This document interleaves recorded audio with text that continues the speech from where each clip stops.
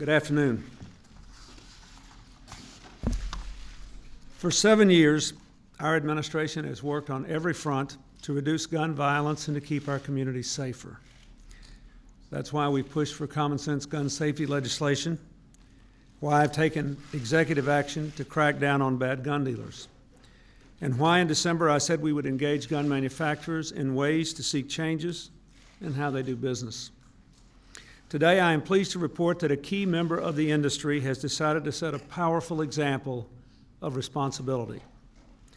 Earlier today, Smith Wesson signed a landmark agreement with the federal government and states and cities across our nation.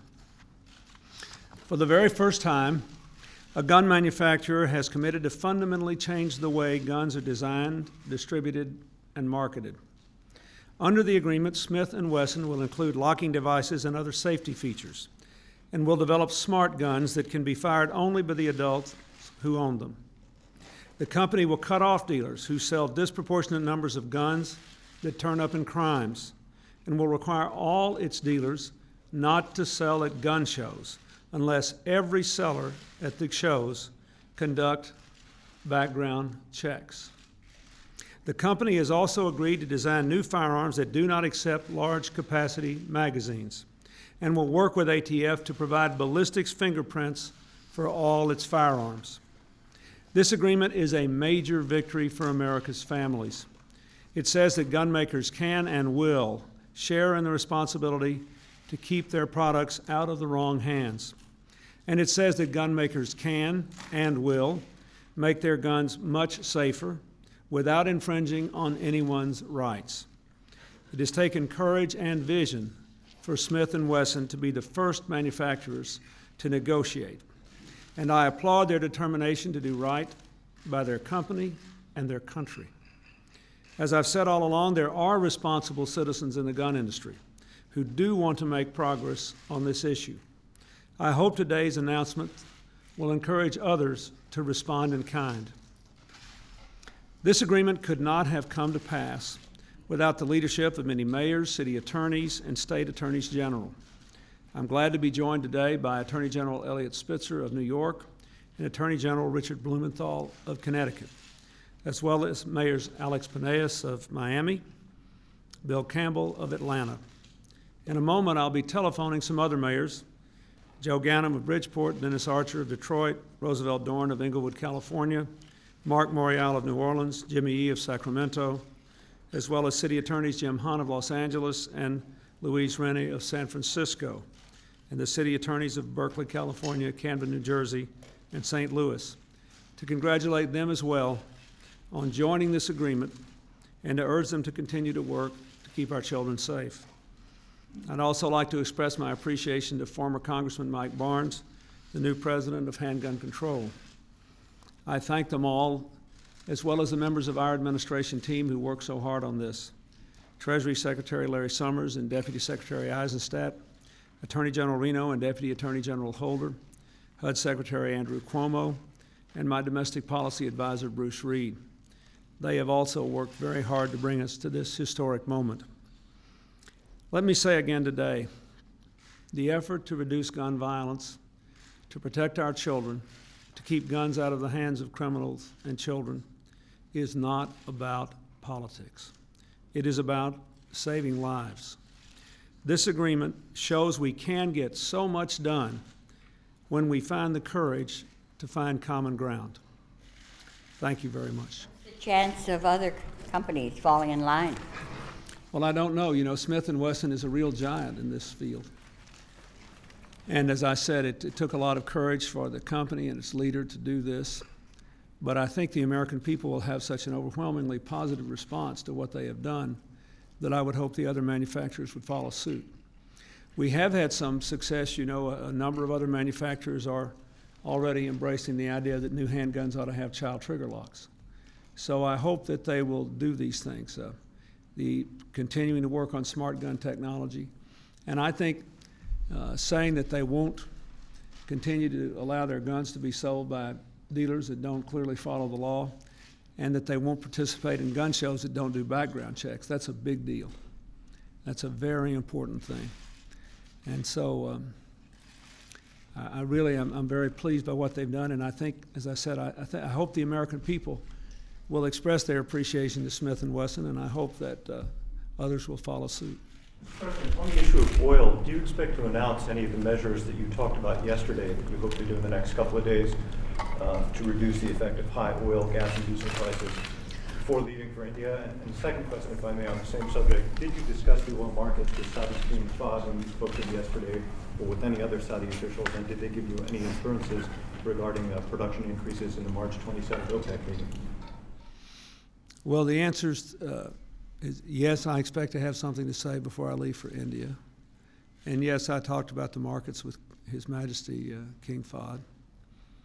And I think that it's appropriate for me to let the OPEC members make their own decisions, but the Saudis have already expressed their support publicly for a production increase. I think everybody's struggling now to find a consensus. The point I've been trying to make is that it is necessary in order to get the oil prices down to an acceptable level, but still have them at a high enough level to earn a fair return to the producing countries and to keep them from precipitously falling and destabilizing the world economy again as they did a couple of years ago. It's necessary to have a substantial production increase that will not only close the gap between production and consumption on a daily basis, but also enable the stocks to be rebuilt, because a lot of the oil price stocks have been drawn down too low. And that's one of the things that spiked the market so significantly. But I think that in terms of the decision they'll make, that's for them to make, and they'll have to announce it. And I think they're struggling to try to get a consensus. But they are, I think, concerned because the last time they increased production, there was this really big fall in the oil prices to a level that even those of us in the consuming countries thought was too low. But the problem is that time they increased production just as the global economy went down, the Asian financial crisis and other problems.